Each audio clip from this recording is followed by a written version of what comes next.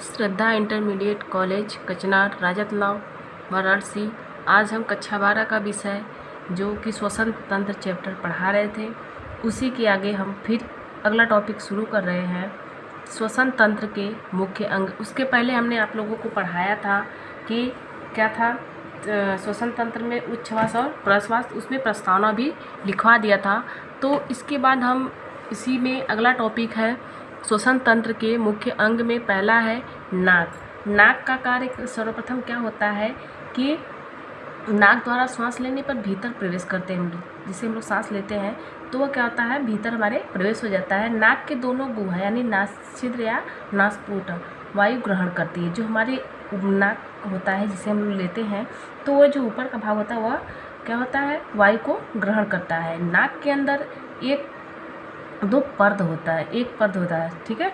तो उसमें दो भागों में विभाजित होता है। तो उस भाग में जो हम अलग अलग छिद्र होते हैं तो उसमें एक सुरंग या मतलब 3 पतलियाँ अस्थियाँ होती हैं। उसमें श्लेष्मिक झिल्ली की आवरण चढ़ा होता है जो पतले जो मतलब एकदम चिपचिपा तरल पदार्थ की तरह निकलता है, ठीक है। उसमें तमाम बैक्टीरिया को समाप्त कर देता है। जैसे हमारी जो बैक्टीरिया होती है वो मतलब कि वह क्या होते हैं, उसमें वह समाप्त हो जाता है, ठीक है। फिर दूसरा है कंठ या गला। कंठ का कार्य क्या करता है कि नासा गुहा है अंदर थोड़ी दूर तक जाकर एक नली के रूप में होती है जो कंठ में खुलती है और कंठ के इस भाग को ग्रसनी भी कहते हैं। यह नली अर्थात ग्रसनी आगे चलकर 2 भागों में विभक्त हो जाती है।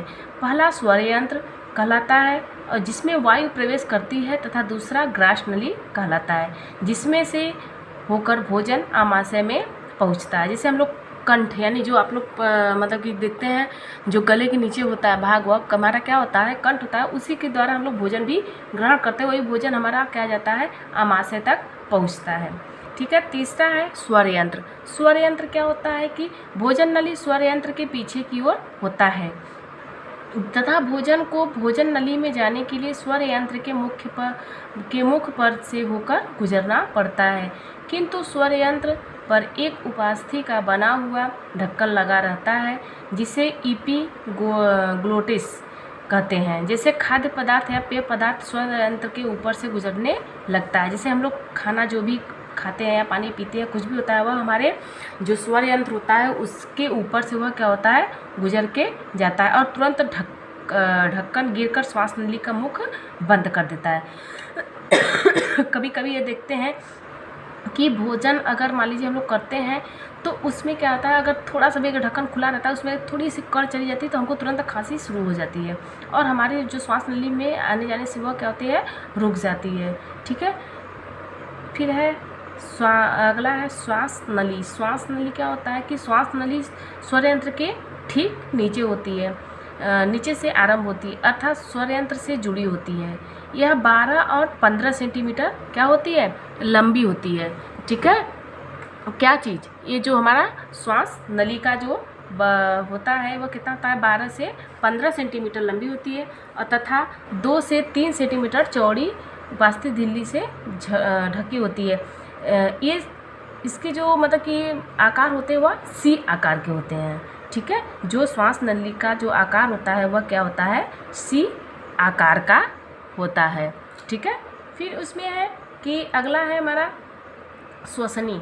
श्वसनी यानी श्वास नली से 12 सेंटीमीटर से और से 15 सेंटीमीटर के पश्चात जो 2 भागों में बढ़ जाता है जिसे श्वास निकाय कहते हैं। प्रत्येक श्वास निकाय अपने दाएं बाएं फेफड़ों में प्रवेश कर जाती है। यह श्वास फेफड़ा क्या होती है कि पहुंचकर क्रमशः अनेक शाखाओं या प्रशाखाओं में वृक्ष की भांति विभक्त हो जाती है। जैसे कि है हमारे जो फेफड़े होते हैं, देखते हैं कभी कभी उसमें कई शाखाओं में, जैसे पेड़ हम लोग मतलब लगाते हैं वह तैयार होता है तो उसमें कई प्रकार की देखते हैं टहनियाँ, डाल, पत्ते जो होती है वह क्या होती है, कई प्रकार से वह निकलती रहती है, ठीक है। फिर अगला है फेफड़े या फुफ्फुस।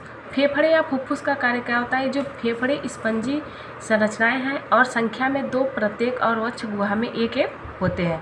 फेफड़े हल्के गुलाबी व भूरे रंग के दिखाई पड़ते हैं। प्रत्येक फेफड़ा चारों ओर से दोहरी पतली झिल्ली से ढका रहता है जिसे क्या कहते हैं, फुफ्फुस कहते हैं, फेफड़ा या फुफ्फुस, यानी फेफड़े का आप लोगों को फिगर बताया गया है। आप लोग कक्षा अगले क्लास में पढ़ भी चुके हैं फेफड़े का फिगर, इसलिए हम आप लोगों को नहीं बता रहे हैं, ठीक है। तो उस आप लोग बुक के आधार पर उसको फेफड़े का फिगर अपने कॉपी में बना लीजिएगा, ठीक है।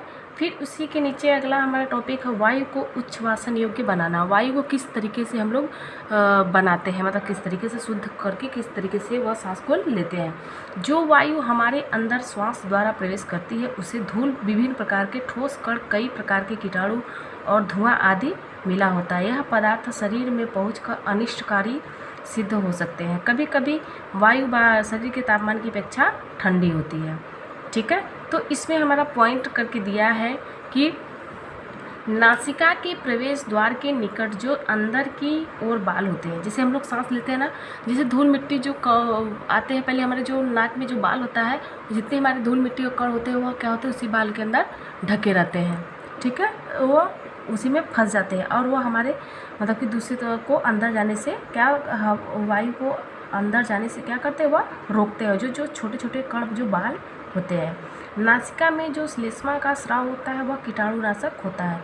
जो श्लेष्मा जो मतलब कि जिससे होता है वो उसका जो रक्त का स्राव होता है वह कीटाणुनाशक होता है, ठीक है। जो कीटाणु रहता है उसमें वो जाके वह मर जाते हैं। धूल तथा अन्य वस्तुओं के कण तथा कीटाणु जो बचकर नासिका से आगे निकल जाते हैं, उन्हें नष्ट करने के श्वसन मार्ग के अंदर की ओर श्लेष्मा झिल्ली के स्तर में बालों जैसे प्रवर्ध होते हैं, ये रोमक कहलाते हैं, ठीक है। इसमें है कि